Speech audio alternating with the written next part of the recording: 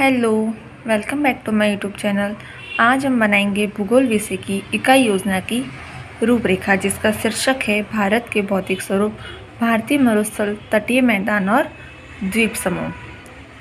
तो हमने इसी टॉपिक की दैनिक पाठ योजना बनाई थी। तो अगर आपको इसी टॉपिक की दैनिक पाठ योजना देखनी है तो उसकी लिंक मैं डिस्क्रिप्शन बॉक्स में दे दूँगी, आप वहाँ से देख सकते हैं। तो अब हम बनाएंगे इकाई योजना, जिसका विषय लिखेंगे भूगोल। इकाई का नाम भारत के भौतिक स्वरूप, भारतीय मरुस्थल, तटीय मैदान और द्वीप समूह। उप इकाई में लिखेंगे भारतीय मरुस्थल, दूसरा तटीय मैदान और तीसरा द्वीप समूह। इस तरफ आ जाएगा हमारा कक्षा, वर्ग और उत्प्रेक्षण। उपक्रम व स्वरूप में लिखेंगे हमारे मेथड, प्रश्नोत्तर विधि, कथन विधि और व्याख्यान विधि और प्रदर्शन विधि।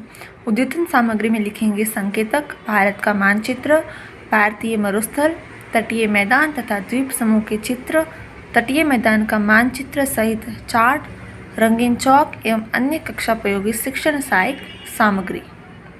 यहाँ से हमारी स्टार्ट होगी इकाई पाठ योजना, जिसके टॉपिक रहेंगे विषय वस्तु विश्लेषण, उप इकाई व शिक्षण बिंदु, शिक्षण उद्देश्य, व्यवहारगत परिवर्तन सहित सहायक सामग्री, अध्ययन अध्यापन की स्थितियाँ, जिसमें छात्राध्यापिका क्रिया, छात्र क्रिया, श्यामपट्ट सारांश, मूल्यांकन और गृह कार्य। सबसे पहले हम शिक्षण उद्देश्य, व्यवहारगत परिवर्तन सहित में देखेंगे। जिस प्रकार हमने दैनिक पाठ योजना में उद्देश्य लिए थे, वही उद्देश्य हमें यहाँ पर लिखने हैं।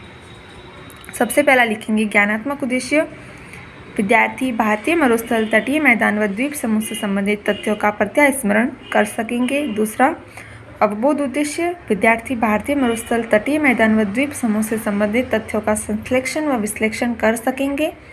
तीसरा ज्ञानोपयोग उद्देश्य, विद्यार्थी मरुस्थल, तटीय मैदान व द्वीप समूह की स्थिति, महत्व व विस्तार को समझकर निष्कर्ष निकाल सकेंगे। नेक्स्ट कौशलात्मक उद्देश्य, विद्यार्थी मरुस्थल, तटीय मैदान व द्वीप समूह की स्थिति व उनकी सीमाओं का अंकन मानचित्र में दर्शाने की कुशलता प्राप्त कर सकेंगे। नेक्स्ट अभिरुच्यात्मक उद्देश्य, विद्यार्थी मरुस्थल, तटीय मैदान व द्वीप समूह से संबंधित अध्ययन में रुचि ले सकेंगे। और लास्ट अभिवृत्त्यात्मक उद्देश्य, जिसमें लिखेंगे विद्यार्थी भौगोलिक विभिन्नता से संबंधित तथ्यों के प्रति समीक्षात्मक दृष्टिकोण का निर्वाह कर सकेंगे। फिर हमारा आएगा फर्स्ट उप इकाई, शिक्षण बिंदु में लिखेंगे भारतीय मरुस्थल, जिसका विषय वस्तु विश्लेषण में लिखेंगे कि अरावली पहाड़ी के पश्चिमी किनारे पर थार का मरुस्थल स्थित है। लूनी इस क्षेत्र की सबसे बड़ी नदी है और इस क्षेत्र में प्रतिवर्ष 150 मिलीमीटर से भी कम वर्षा होती है। सहायक सामग्री में लिखेंगे संकेतक, चौक, रंगीन चौक, भारत का मानचित्र, भारतीय मरुस्थल, तटीय मैदान व द्वीप समूह के चित्र, तटीय मैदान का चार्ट व अन्य कक्षापयोगी शिक्षण सहायक सामग्री। छात्राध्यापिका क्रिया में लिखेंगे छात्राध्यापिका द्वारा थार के मरुस्थल की स्थिति, औसत वर्षा, जलवायु, क्षेत्र की सबसे बड़ी नदी लूनी, बरकान तथा उनका विस्तार के बारे में बताया जाएगा। छात्राध्यापिका छात्रों को प्रकरण से संबंधित बोध प्रश्न करेगी। छात्र क्रिया में लिखेंगे छात्र ध्यानपूर्वक सुनेंगे, समझेंगे व श्यामपट्ट सारांश को अपनी पुस्तिका में लिखेंगे।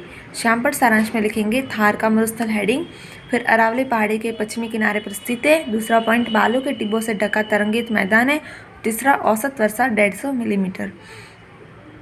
मूल्यांकन में लिखेंगे फर्स्ट क्वेश्चन, थार का मरुस्थल कहाँ स्थित है, दूसरा बरकान क्या है और तीसरा थार के मरुस्थल की जलवायु कैसी है। और फिर गृह कार्य लिखेंगे भारतीय मरुस्थल का विस्तृत विवेचन कीजिए।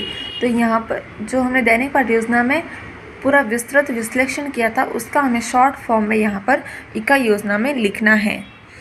फिर हमारा नेक्स्ट पॉइंट आता है तटीय मैदान, जिसके विषय वस्तु विश्लेषण में लिखेंगे प्रायद्वीपीय पठार के किनारों पर संकीर्ण तटीय पट्टियों का विस्तार है।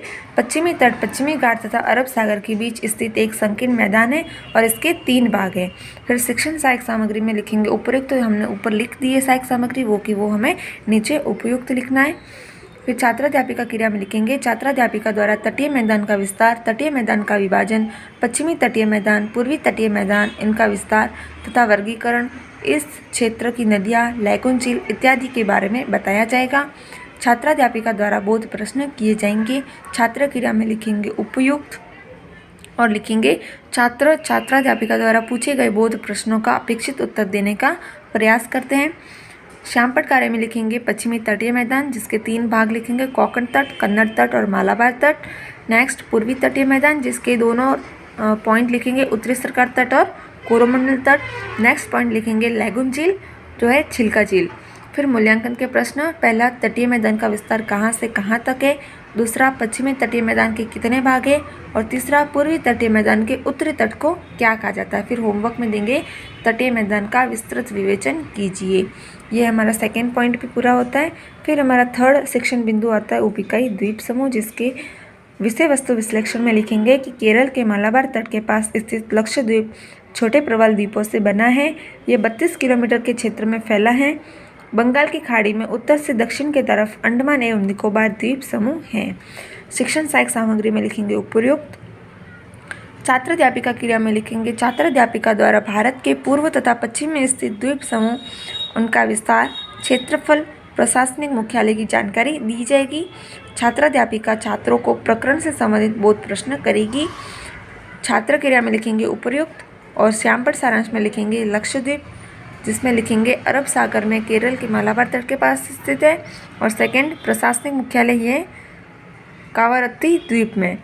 और सेकंड पॉइंट लिखेंगे अंडमान निकोबार, जिसमें लिखेंगे उत्तर में अंडमान है और दक्षिण में निकोबार है। मूल्यांकन लिखेंगे, मूल्यांकन में प्रश्न करेंगे कि लक्षद्वीप कहाँ स्थित है। दूसरा क्वेश्चन लक्षद्वीप का क्षेत्रफल कितना है, और तीसरा क्वेश्चन अंडमान निकोबार द्वीप समूह कहाँ स्थित है। और फिर गृह कार्य में लिखेंगे कि भारत के द्वीप समूह पर संक्षिप्त टिप्पणी लिखिए। तो यहाँ पर हमारी इकाई पाठ योजना पूरी होती है। तो दैनिक पाठ योजना में हमने पूरा विस्तृत से विश्लेषण किया था इन तीनों टॉपिक का, और इकाई पाठ योजना में हमें इसका शॉर्ट लिखना है। तो आई होप आपको मेरा ये वीडियो अच्छा लगा हो। तो अगर आपको मेरा ये वीडियो अच्छा लगा है तो प्लीज़ इसको लाइक करें और मेरे चैनल को सब्सक्राइब करें। Thank you.